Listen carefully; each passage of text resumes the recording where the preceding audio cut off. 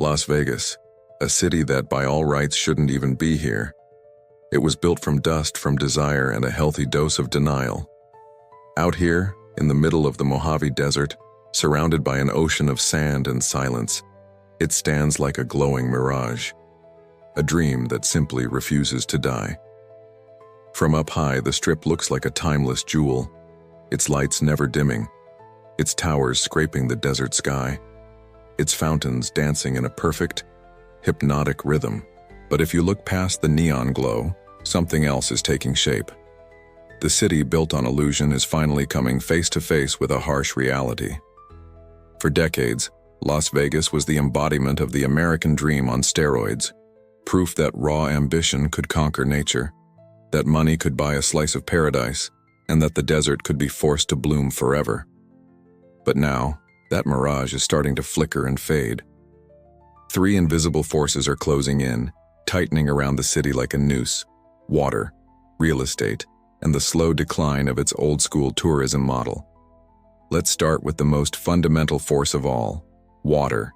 It's the foundation of everything here. Las Vegas gets nearly 90% of its water from Lake Mead, a massive reservoir created by the Hoover Dam. For a long time, it was a symbol of human dominance, proof that we could bend nature to our will. But today, Lake Mead is vanishing. From space, you can literally see it shrinking.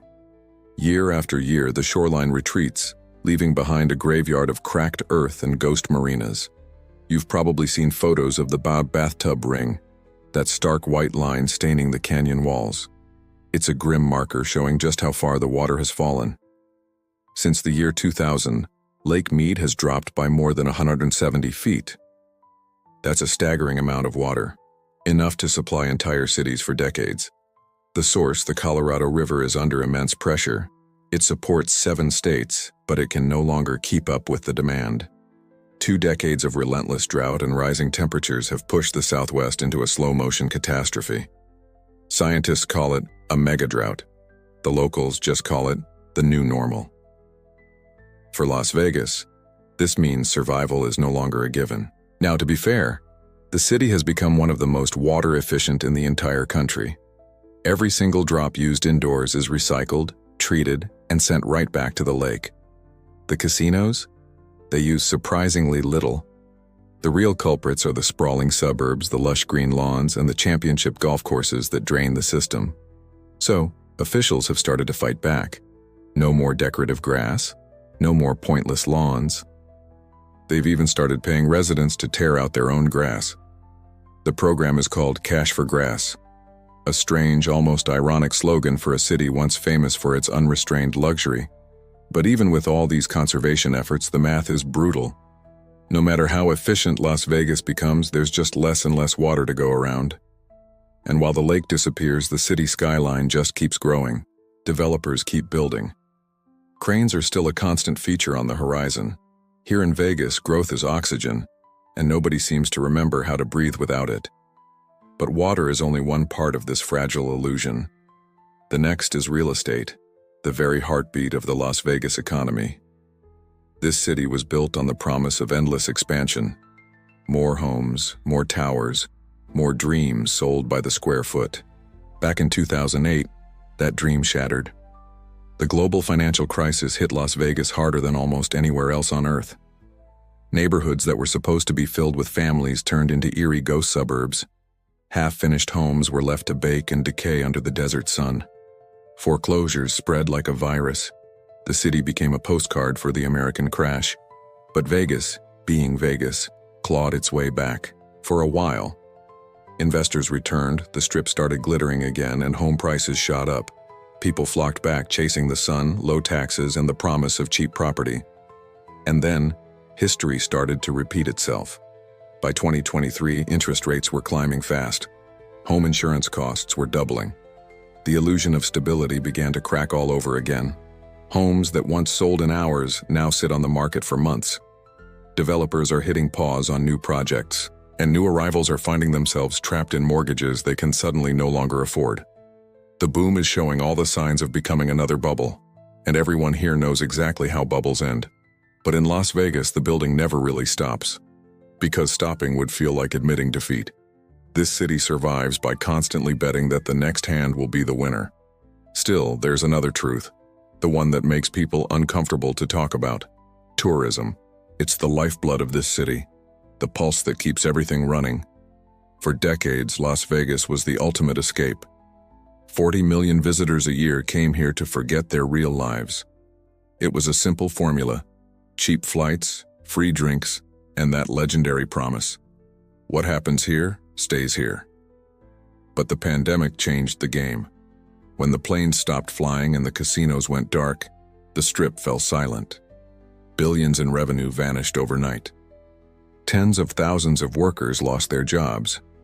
For the first time in modern history, Las Vegas stood completely still. And in that silence, its deep vulnerability was exposed. Tourists have come back, but things are different. The world has changed.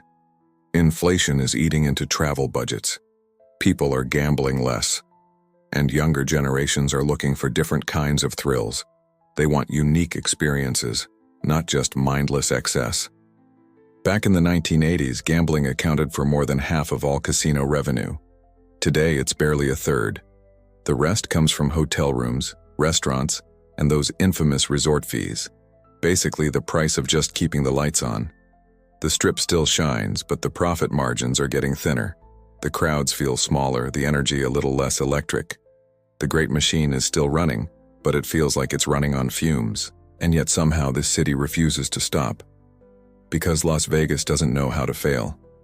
It was built on risk, on hope, on the audacious belief that the next spin of the wheel might just save everything. Even now, as the water recedes, as the housing market wobbles, as tourists spend less and stay for shorter trips, the dream persists. Because Las Vegas was never just about survival, it was about defiance. It's a glowing metropolis in the middle of nowhere, built by people who refused to accept the limits of what was possible. They truly believed they could bend the desert to their will. And for a while, they did. But in the long run, the desert always wins. They built a city where no city should exist.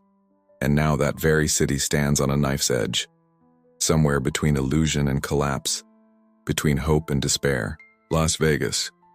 A dream that became astonishingly real, and now, a reality that seems to be dreaming of the way things used to be.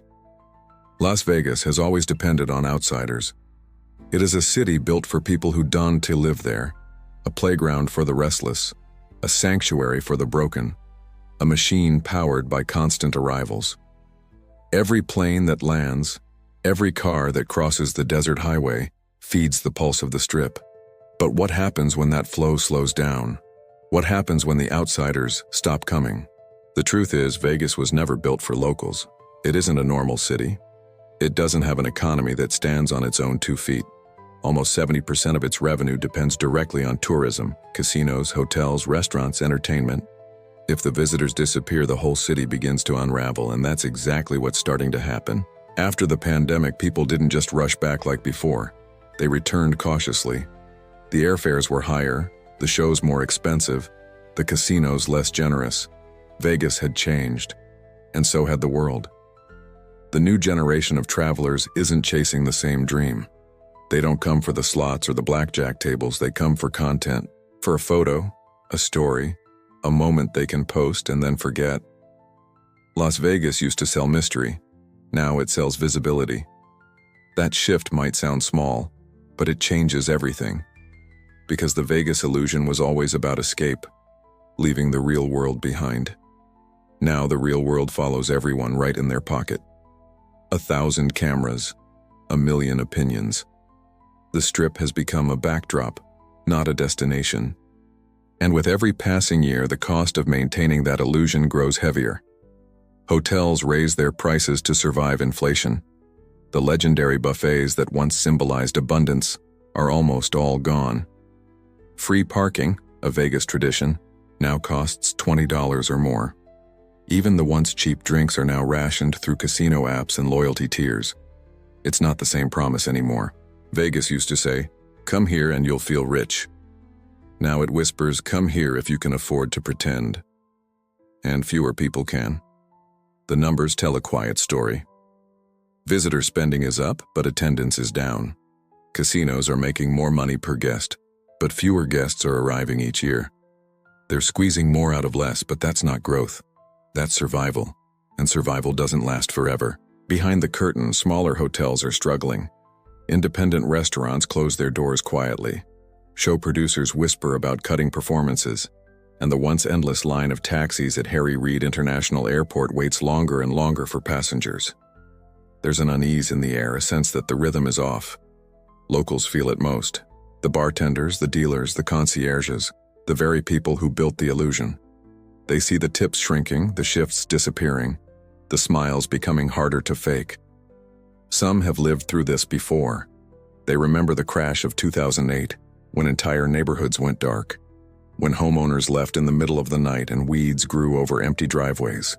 They sense it happening again, slowly, quietly, a city preparing for another fall. But this time, something's different. This time, it's not just a financial crisis. It's a shift in culture.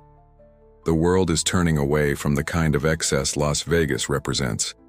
In an age of minimalism, sustainability, and digital entertainment, the promise of physical luxury feels outdated. Vegas once sold an escape from reality. Now reality is selling an escape from Vegas. Streaming services, VR, online casinos, and influencer content, they all compete for our attention. And in a world where attention is the new currency, Las Vegas is losing ground.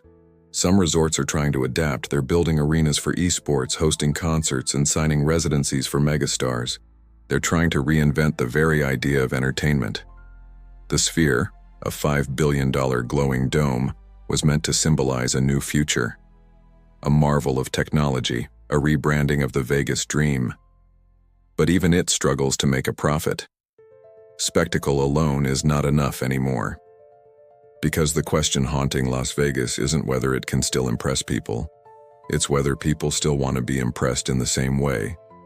The younger generations want authenticity, connection, and purpose.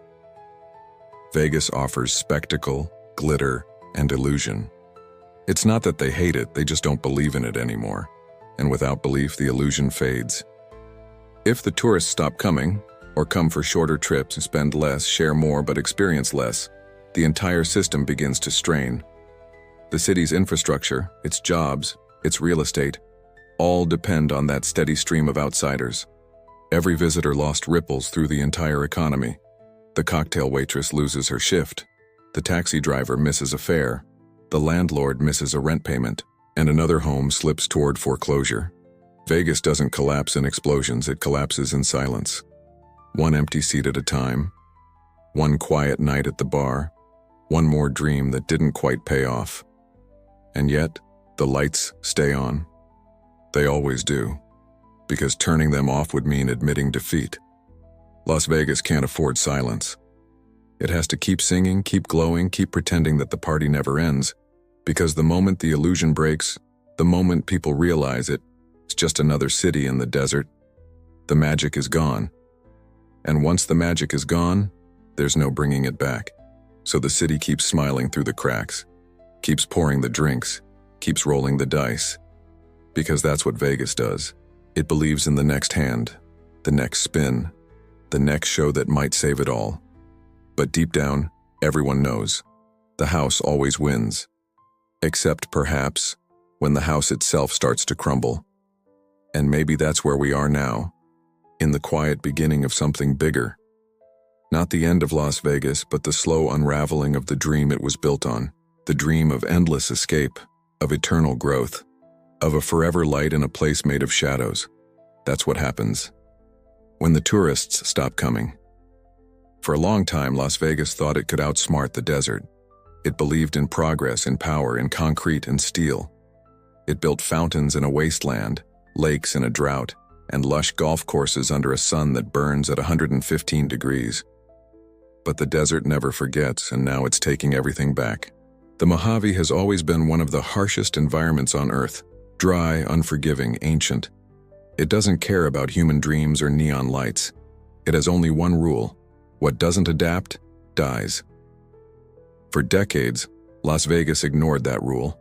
It grew outward, endlessly, pushing deeper into land that should never have been touched. Master-planned communities replaced cactus and stone. Artificial lakes shimmered beside rows of stucco houses. People came by the thousands, chasing cheap land and endless sun. But nature was never truly conquered. It was only waiting. Now, the balance is shifting. The climate is changing faster than the city can react. Every summer seems to set a new record. Every winter is shorter. The monsoon rains, once rare and fleeting, now come in violent bursts, flooding the same streets that once prayed for water. It's as if the desert is mocking the city. One month, it's a crippling drought. The next, destructive floods. And then there's the lifeline of the city, Lake Mead. The lake's surface is lower than it's been since the 1930s.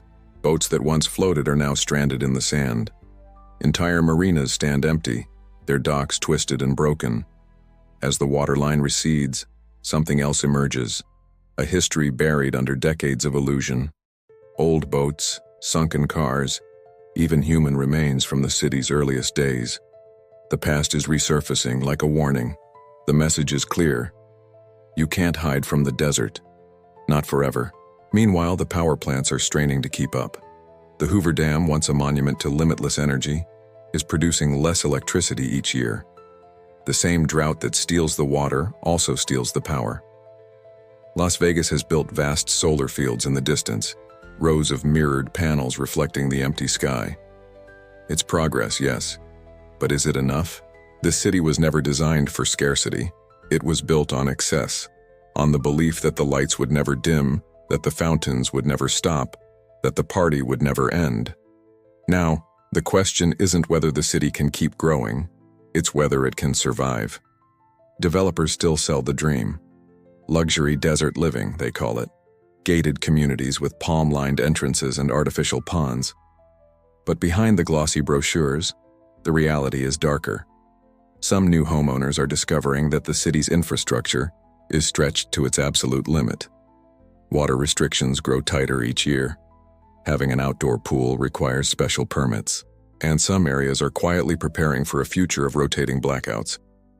It is the kind of future Las Vegas has never allowed itself to imagine, one where the neon goes dark. But nature doesn't care about dreams. And every year the temperature rises. In the heart of summer, sidewalks can melt tires. Air conditioners run non-stop, pushing the power grid to its breaking point. And the people who can't afford to escape the heat suffer in silence. There are neighborhoods where the temperature at night stays above 90 degrees, where the elderly might sleep in their cars just to find some shade, where public cooling centers become lifelines for survival. This is the other side of Las Vegas, the side the tourists never see. The workers who keep the city alive, the cleaners, dealers, and cooks who live far from the Strip. They don't see fountains and luxury towers. They see water bills rising, rents climbing, and summers that feel endless. For them, the desert isn't an enemy to conquer. It's something they live with every single day, and it's something that's getting angrier. And still the construction continues. Still the skyline expands. Still the promise of growth keeps the machine alive.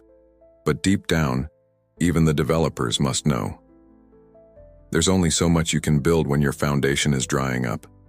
The irony is painful. The city that built itself on defying nature is now completely dependent on it. Without water, there is no Vegas. Without power, there are no lights. Without tourists, there is no reason to exist. And yet, the denial continues, because admitting the truth would mean admitting defeat. Las Vegas was born from rebellion, a middle finger to nature, to limits, to logic. It was proof that humans could win even against the impossible. But the impossible is fighting back. The desert doesn't shout, it whispers. It erodes, it waits. Every cracked reservoir, every dying palm tree, every sun-bleached billboard is another message from the earth itself. You built too much, too fast, for too long. And now, the bill is due. When the Hoover Dam was completed in 1936, it was called a triumph of human will. Now it stands as a monument to arrogance, a reminder that even the strongest structures can crumble when the water disappears. Maybe this was inevitable. Maybe the city was always destined to return to dust. Or maybe, just maybe, this is its final chance to change. Because the desert isn't cruel, it's honest. It gives warnings, and Las Vegas has been ignoring them for far too long. The question is no longer whether the desert will win. The question is when, and when it does, what will be left behind? A glittering ghost town, a museum of what humanity dared to build, and what it refused to believe could end. The mirage is fading. The desert is coming home. Las Vegas stands on the edge. It always has. An oasis of light surrounded by an ocean of emptiness. A city born from risk, living off illusion, daring nature, and tempting fate. But now, the edge feels closer than ever. The cracks are starting to show, in the water, in the housing market, in the very illusion itself. The question is simple, but the answer, well, the answer is anything but. Will Las Vegas collapse? Or will it rise again, reborn from the very dust that made it? To understand the future of Vegas, you have to understand what it truly is. It's not just a city. It's an idea, an experiment in belief, that dreams can be manufactured, that pleasure can be endless, that reality can be rewritten in neon and glass. For almost a century, that idea worked. It survived wars, recessions, even pandemics. It adapted, mutated, reinvented itself. It went from mob money to mega corporations, from Elvis to EDM, from smoky backroom casinos to billion-dollar arenas. Every single time people said it was over, Vegas came roaring back, stronger, louder, brighter. But this time feels different. This time, the enemy isn't economic. It's existential. It is not just a market crash we're talking about. It is the planet itself pushing back. No flashy marketing campaign can refill Lake Mead. No luxury hotel can cool a desert that's burning hotter with every passing year. No celebrity residency can hide the empty homes or the silent casinos when the tourists stop coming. The problem isn't just about money anymore, it's about time. And the longer Vegas waits to change, the less there will be left to save. And yet, even now in the middle of all this, there are signs of hope. They might be faint, fragile, but they are real. A new kind of Las Vegas is beginning to emerge. One that's quieter, smarter, and maybe, just maybe, sustainable. Developers are experimenting with recycled water systems, massive solar grids, and beautiful desert landscaping instead of thirsty grass. Casinos are being redesigned to waste less, to cool more efficiently, and to rely on renewable power. For the first time, the city is starting to think about tomorrow, not just the next tourist, the next weekend, or the next jackpot. It's a slow awakening, but it's an awakening nonetheless.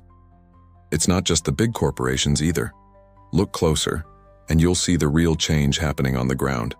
You'll find locals transforming abandoned lots into vibrant community gardens.